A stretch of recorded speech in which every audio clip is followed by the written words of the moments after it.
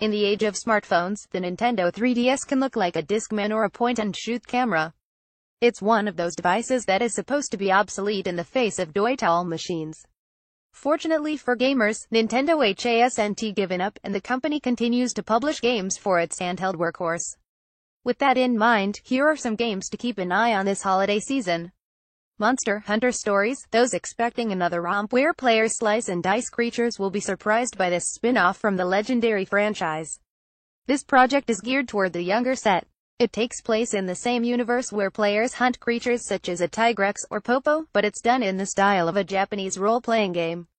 Instead of defeating monsters and carving them up for gear, players search the world for eggs and hatch them. They bond with their monsters via kinship stone, becoming a rider who partners with the animal.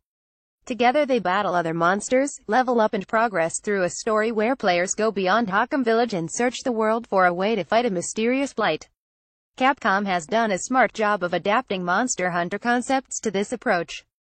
Veterans will appreciate how the game respects the intricacies of creatures and items, but it's the simple but deep Pokemon-style combat system that stands out.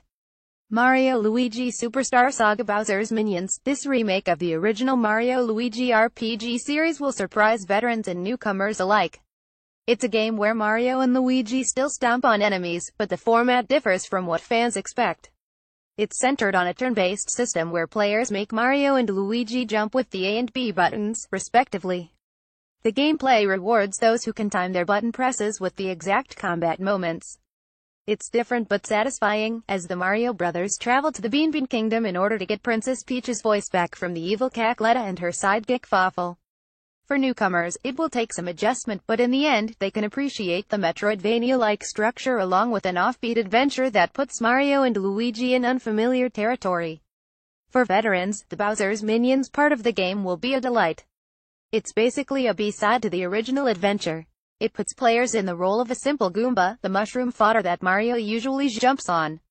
The Goomba is one of the survivors of the crash that separates the Mario brothers from Bowser, the plumber's nemesis Natalie. In the original, the adversaries teamed up to save Princess Peach, but players rarely saw King Koopa's side of the story. This simple adventure, in which the Goomba captain and other minions rally to save their leader, is addictive, simple and surprisingly compelling. Players must arrange their army of Koopas, Shy Guys, Lakitus and other minions and have them fight the forces of Fawful, who manages to hypnotize the Koopalings and other allies. The battles hash out automatically, and players can influence the outcome with orders. It's simple, but it works. Yokai Watch 2 Psychic Spectres. Nintendo often publishes a well-received RPG like Pokémon, and a year later releases a revamped version of the same title. It's how players get games such as Pokémon Yellow, which was a Pikachu-centric version of the original. Psychic Spectres falls along the same lines. It's a new iteration of the sequel Yokai Watch 2 Bony Spirits and Yokai Watch 2 Fleshy Souls. This version includes new yokai to befriend, additional quests and unexplored areas. This game will appeal to those who may have missed the sequel last year or superfans who want more content. Psychic Spectres lets those hardcore players carry over their data from the previous games into this one.